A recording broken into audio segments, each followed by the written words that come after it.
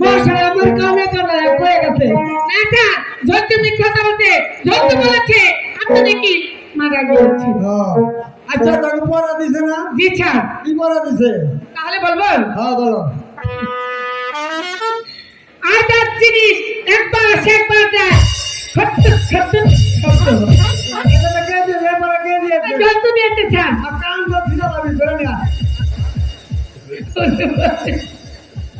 এই জন্তু চলে আসো, আসো আসো আসো, তোমাকে স্যার ডেকেছে, আসো।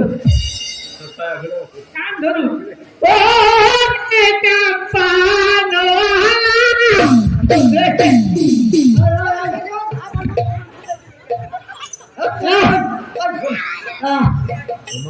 আরে না ছেড়ে জানি কত। আরে পড়া কে দিয়েছে?